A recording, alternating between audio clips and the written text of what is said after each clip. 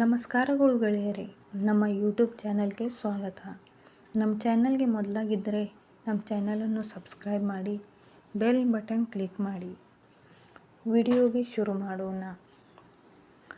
Smart card ಈ ಯೋಜನೆ ಅಡಿ 11 ಅಸಂಘಟಿತ ವಲಯಗಳಾದ ಹಮಾಲರು, ಮನೆಗೆಲಸದವರು, ಚಿಂದಿ ಆಯುವವರು, ಟೇಲರ್ಸ್, ಮೆಕ್ಯಾನಿಕಲ್, ಅಗಸರು, ಅಕ್ಕಸಾಲಿಗರು, ಕಂಬಾರರು, ಕುಂಬಾರರು, ಕ್ಷೌರಿಕರು ಹಾಗೂ ಬಟ್ಟಿ ಕಾರ್ಮಿಕರನ್ನು ಏಕ ಶೀರ್ಷಿಕೆ ಮತ್ತು ಏಕ ಚಿಹ್ನೆಯ ಅಡಿ ನೋಂದಾಯಿಸಿ ಅಂಬೇಡ್ಕರ್ ಕಾರ್ಮಿಕ ಸಹಾಯ ಹಸ್ತ ಯೋಜನೆ ಅಡಿ ಸ್ಮಾರ್ಟ್ ಕಾರ್ಡ್ ಗುರುತಿನ ಚೀಟಿಯನ್ನು ವಿತರಿಸಲಾಗುತ್ತಿದೆ.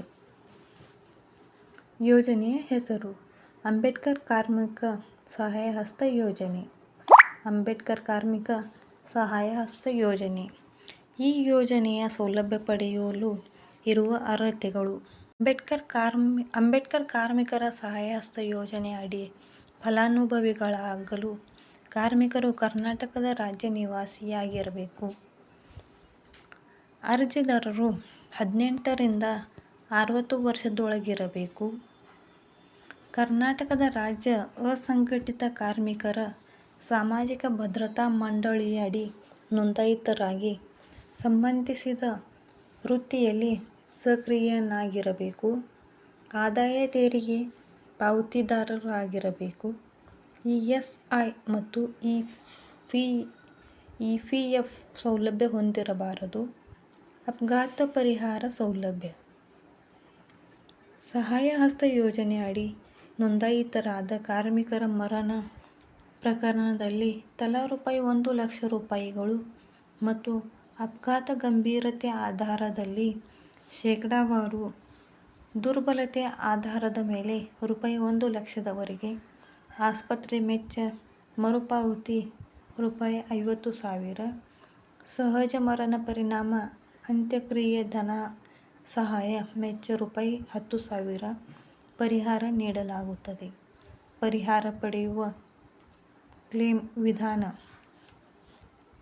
ಅರ್ಜಿದಾರರ ಅಥವಾ ಫಲಾನುಭವಿಯು ಅಪಘಾತದ ಪರಿಹಾರಕ್ಕಾಗಿ ಅಪಘಾತ ಸಂಭವಿಸಿದ 1 ವರ್ಷದೊಳಗೆ ಪರಿಹಾರ ಪಡೆಯಬೇಕು.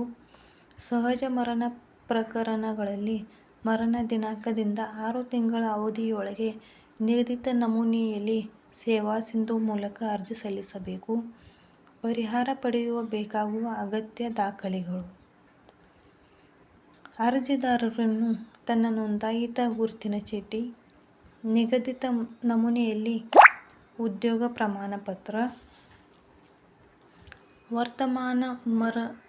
ವರ್ತಮಾನ ವರದಿ ಪ್ರತಿ, ಮರಣ ಪ್ರಮಾಣಪತ್ರ, ಮರಣೋತ್ತರ ಪರೀಕ್ಷಾ ವರದಿ, ಆಸ್ಪತ್ರೆಯ ಮೂಲಕ ಬಿಲ್ಗಳು, ಆಸ್ಪತ್ರೆಯ ವೆಚ್ಚ ಮರುಪಾವತಿ ಪ್ರಕರಣಗಳಲ್ಲಿ ಮೂಲ ಡಿಸ್ಚಾರ್ಜ್ ಸಾರಾಂಶ, ಸರ್ಕಾರಿ ವೈದ್ಯಕೀಯ ದುರ್ಬಲತೆಯ ಪ್ರಮಾಣಪತ್ರ, ಕಂದಾಯ ಇಲಾಖೆಯ ವಂಶವೃಕ್ಷ ಪ್ರಮಾಣಪತ್ರ, ಪಡಿತರ ಚೀಟಿ, ಫಲಾನುಭವಿಯ ಆಧಾರ್ ಕಾರ್ಡ್ ಪ್ರತಿ, ನಾಮನಿರ್ದೇಶಿತರ ಫಲಾನುಭವಿಗಳ ಆಧಾರ್ ಕಾರ್ಡ್, ಬ್ಯಾಂಕ್ ಪಾಸ್ ಪುಸ್ತಕದ ಪ್ರತಿ ಮತ್ತು ಇತರೆ ದಾಖಲೆಗಳನ್ನು ಸಲ್ಲಿಸಬೇಕು.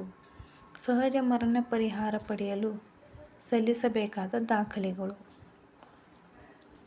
ನೋಂದಾಯಿತ ಗುರುತಿನ ಚೀಟಿ, ಮರಣ ಪ್ರಮಾಣಪತ್ರ, ಪಡಿತರ ಚೀಟಿ, ಫಲಾನುಭವಿ ಮತ್ತು ನಾಮನಿರ್ದೇಶಿತರ ಆಧಾರ್ ಕಾರ್ಡ್ ಪ್ರತಿ, ನಾಮನಿರ್ದೇಶಿತರ ಬ್ಯಾಂಕ್ ಪಾಸ್ಬುಕ್ ಪ್ರತಿ ಹಾಗೂ ಅವಶ್ಯಕವಿರುವ ಇತರೆ ದಾಖಲಾತಿಗಳು. ಎಲ್ಲ ಪರಿಹಾರ ಮೊತ್ತವನ್ನು ಫಲಾನುಭವಿ ನಾಮನಿರ್ದೇಶಿತರ ಬ್ಯಾಂಕ್ ಖಾತೆಗೆ ನೇರವಾಗಿ ಡಿಬಿಟಿ ಮೂಲಕ ವರ್ಗಾವಣೆ ಮಾಡಲಾಗುತ್ತದೆ. ಮರಣದ ಸಮಯದಲ್ಲಿ ಅವಿವಾಹಿತನಾಗಿದ್ದಲ್ಲಿ, ವಿವಾಹಿತನಾಗಿದ್ದಲ್ಲಿ ಹೆಂಡತಿ ಮತ್ತು ಮಕ್ಕಳ ಕಾನೂನುಬದ್ಧ ವಾರಸುದಾರರಾಗಿರುತ್ತಾರೆ. ಕ್ಲೇಮ್ ಅರ್ಜಿ ತಿರಸ್ಕರಿಸಲು ಕಾರಣಗಳು.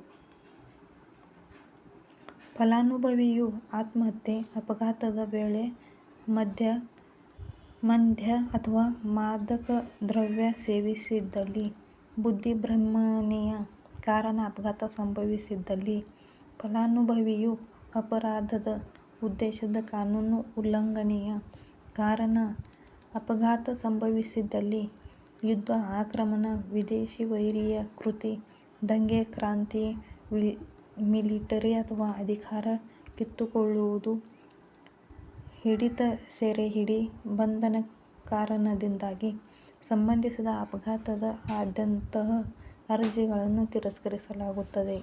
ಇಂತಹ ಮಾಹಿತಿಗಾಗಿ ನಮ್ಮ ಚಾನಲನ್ನು ಸಬ್ಸ್ಕ್ರೈಬ್ ಮಾಡಿ, ಬೆಲ್ ಬಟನ್ ಕ್ಲಿಕ್ ಮಾಡಿ. Thank you for watching.